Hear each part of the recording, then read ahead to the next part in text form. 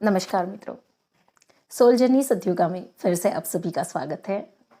और आज के वीडियो में हम डिस्कस कर रहे हैं कुछ क्वेश्चंस हमारे मित्र के आए थे। इससे पहले भी ये क्वेश्चंस कई बार आ चुके हैं कि एनर्जी वैम्पायर्स से कैसे बचें। सबसे पहले मुझे ये बताइए कि एनर्जी वैम्पायर्स है क्या और इनसे आपको बचने की ज़रूरत क्यों है ना। तो इस जर्नी को थोड़ा सा हम समझते हैं। हम सभी आध्यात्मिक होना चाहते हैं या आध्यात्मिकता के रास्ते पे आगे बढ़ना चाहते हैं, मोक्षा अटेन करना चाहते हैं। और जो मोक्षा अटेन करना चाहते हैं वो ड्युअलिटी को कैसे नहीं समझते हैं। एनर्जी वैम्पायर्स है क्या? ड्युअलिटी। अगर एक लाइट है तो एक डार्क है ना। अगर आप लाइट बनते जा रहे हैं तो डार्कनेस बाय डिफॉल्ट आपकी तरफ आएगी, क्योंकि वो भी बैलेंस होना चाहती हैं। समझिएगा अच्छे तरीके से। डर किस चीज का है? एनर्जी वैम्पायर से बचने के तरीके क्या है? आपके मन में पहले तो एनर्जी वैम्पायर से बचने का डर है। आपको बचना होगा। आपके अंदर ये डर है और यही डर एनर्जी वैम्पायर्स को आपकी तरफ खींच लेता है। एनर्जी वैम्पायर्स है क्या मित्रों? कभी आपने एक लाइट का खंभा देखा होगा और उस खंभे पे लाइट के आसपास बहुत सी छोटी छोटी इंसेक्ट्स को उड़ते हुए देखा होगा, फ्लाइज, है ना। क्यों? क्योंकि वो इंसेक्ट्स हमेशा डार्कनेस में रहते हैं और जब रात को लाइट चलती है, बत्ती जलती है, तो वो उसके आसपास गोल गोल घूमना शुरू कर देते हैं। They also want light. उन्हें भी चाहिए वो रोशनी। उन्हें भी तो अधिकार है, उनका भी तो अधिकार है रोशनी पाने का। बस इसी तरीके से आप देखेंगे कि जैसे जैसे आप रोशनी बनते जाते हैं, कुछ ऐसी डार्क एंटिटीज या डार्क एनर्जीज आपकी तरफ आती हैं, पर आपके अंदर का डर आपकी एनर्जी को स्टिल करने के लिए उनको अलाउ करने लगता है। आपके अंदर जितने नेगेटिव इमोशंस या नेगेटिव वाइब्रेशंस होंगे या डर होंगी, उतना ही उनकी क्रेविंग और बढ़ेगी आपकी रोशनी को छीनने की। आपने कभी देखा होगा, आप चल रहे हैं और रास्ते में जो कुत्ते हैं वो अगर आपको भौंकते हैं और आप डर के भागते हैं तो वो आपके पीछे भागेंगी। पर आप डरते नहीं हैं, आप रुक जाते हैं तो वो सूंघ के चले जाते हैं। वो आपको काटेंगे नहीं, आपके पीछे नहीं पड़ेंगे। बस ऐसी ही कुछ चीजें हैं। जब आप हायर वाइब्रेशन में जाते हैं, आप राइज होना शुरू करते हैं, आप डिवाइन से कनेक्ट होना शुरू हो जाते हैं, तो ऑटोमेटिकली आपके लोअर वाइब्रेशंस को आपको छोड़ देना होता है। नीचे के ये आपके जो फियर्स हैं, इनसिक्योरिटीज़ हैं, आपके अंदर के जो इस प्रकार के डर हैं कि कोई चोरी कर लेगा, कोई आपसे चिपक जाएगा, कोई आपकी एनर्जी को स्टील कर लेगा, कोई आपको नज़र लगा देगा या फिर कोई आपसे जेलस करेगा। बताइए, ये डर आपके हैं कि नहीं? सच बताइएगा, ये डर आपके हैं कि नहीं? जब आप कंपटीशन से ही निकल जाते हैं, जब आप डर से ही निकल जाते हैं, आप कहीं पे भी किसी भी प्रकार की ऐसी सिचुएशन में नहीं है जहां पर आप लोगों को उकसाते हो। कैसे उकसाना? देखिए, 5 घर हैं, एक सोसाइटी है, 5 बंगलोज हैं। 5 में से किसी एक बंगलो में चोर चोरी करने घुस जाते हैं। बाकी के 4 बंगलों में क्यों नहीं गए? क्यों वो 5वें बंगलों में ही चले गए?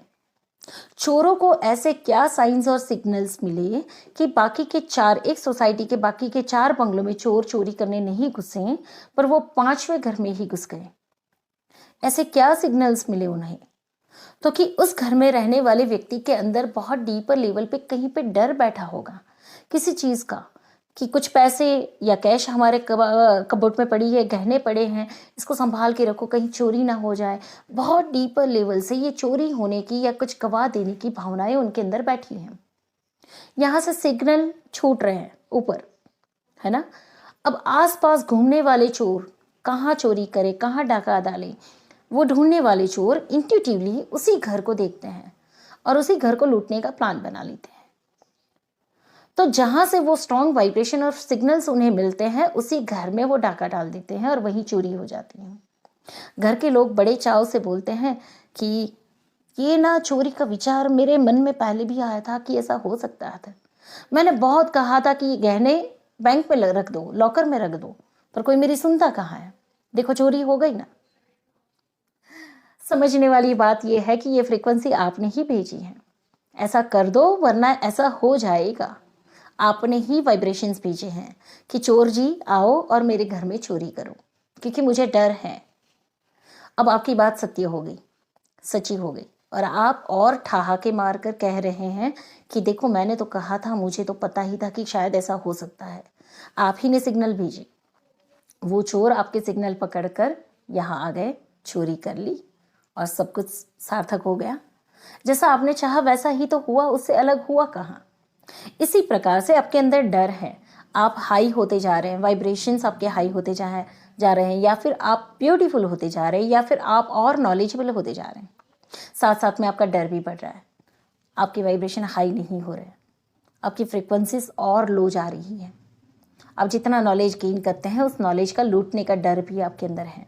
आप जितनी हाई एनर्जी रिसीव कर रहे हैं उस एनर्जी के लूट जाने का डर भी आपके अंदर बन रहा है, और इसी डर के कारण आपकी एनर्जी हाई नहीं जा रही है, आप और लो जा रहे हैं। और यही लो वाइब्रेशंस उस डर को सार्थक करने के लिए सिग्नल भेजते हैं बार बार उन वैम्पायर्स को जो डार्कनेस में पड़े हैं। उन्हें लाइट चाहिए, वो आपकी तरफ आते हैं, आपकी एनर्जी को स्टील करते हैं और चले जाते हैं। ये वैम्पायर्स किस किस रूप में होते हैं ज़रा उसे भी समझते हैं। ये एनर्जी वैम्पायर्स किस किस रूप में हो सकते हैं।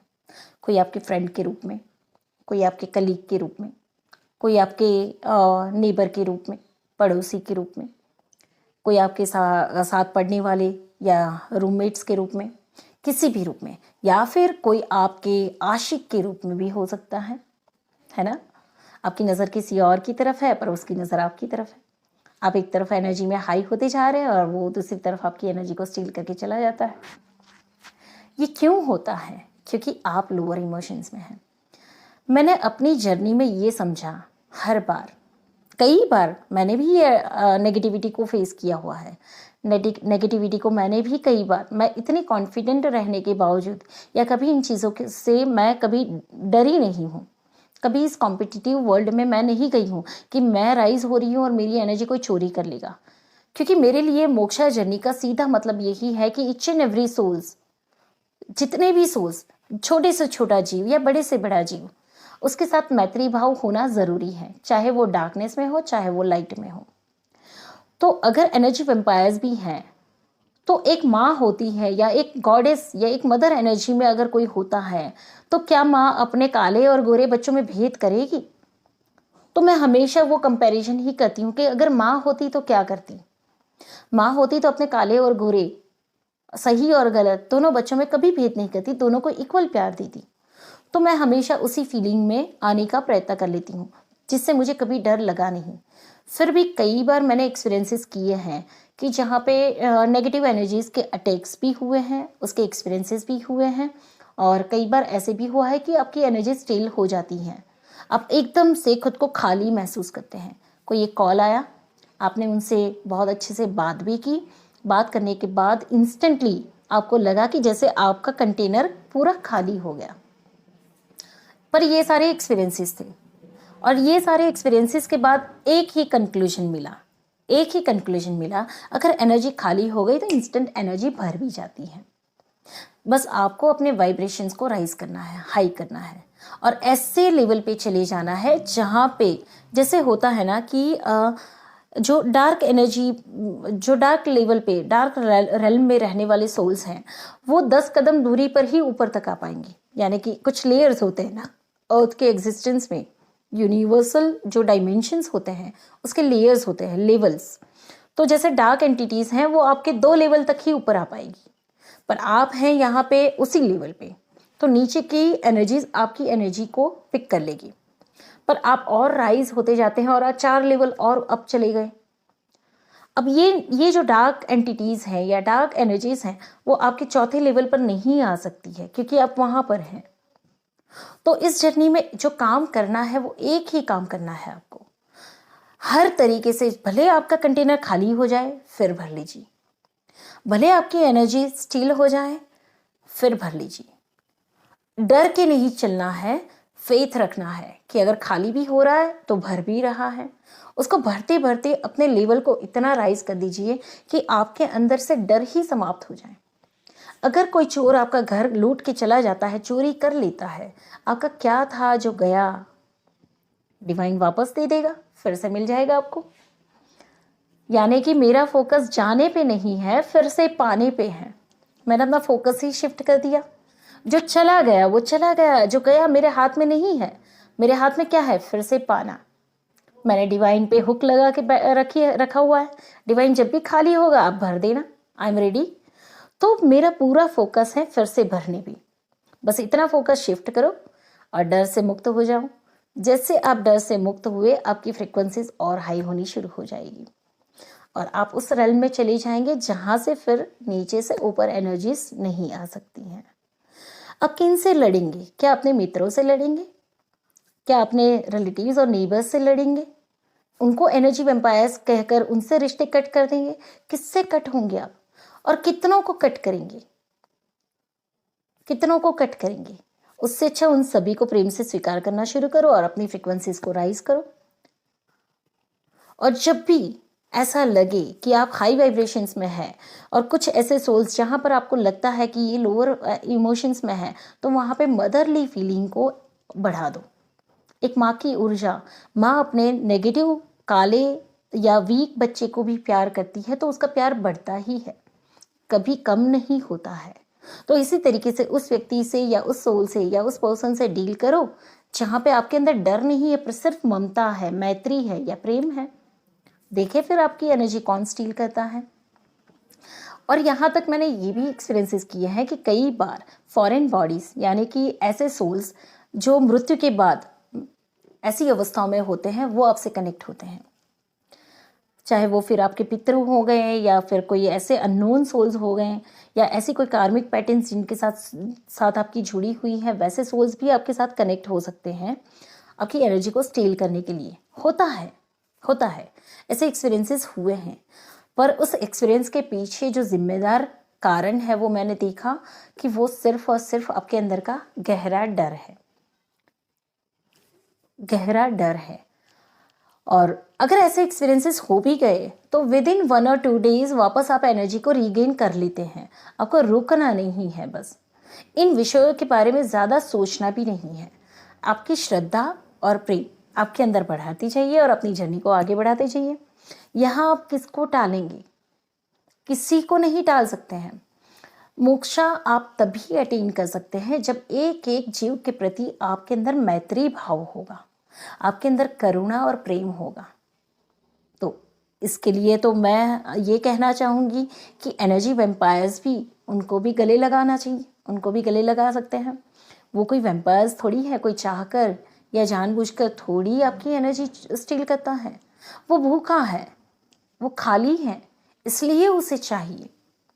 अगर आप में शक्ति हो तो उसे जागृत करो, उसकी आंखें खोलो, उसे वो प्यार दो ताकि वो आपसे कम्युनिकेट भी कर पाए और आपकी जो ज्ञान की अवस्थाएं हैं उसे समझकर वो भी उस लाइट में, परमानेंट लाइट में जाएं।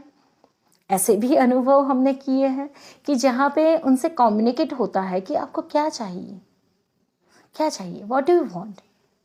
बड़े प्यार से इंट्यूशन के माध्यम से आपको वो जवाब मिलते हैं। तब पता चलता है कि they want light, they want piece, they want help. और आप उसी समय पे आपकी मेडिटेटिव एनर्जीज को बढ़ाकर उन्हें लाइट दे सकते हैं। They will never harm you, कभी नहीं। पर आपके अंदर जो डर है वो इनको अट्रैक्ट कर लेते हैं। तो सिंपल सी बात है, एनर्जी वैम्पायर्स को अगर आपको डील करना है तो प्रेम से ही डील कर सकते हैं। अगर खाली होते हैं तो फिर से भरिए, फोकस को शिफ्ट कर दीजिए। खाली हो जाने पे नहीं, पर नया भरने पे, डिवाइन पे फेथ बढ़ाइए और अपनी जर्नी को आगे बढ़ाते रहिए। धन्यवाद और हम फिर मिलेंगे।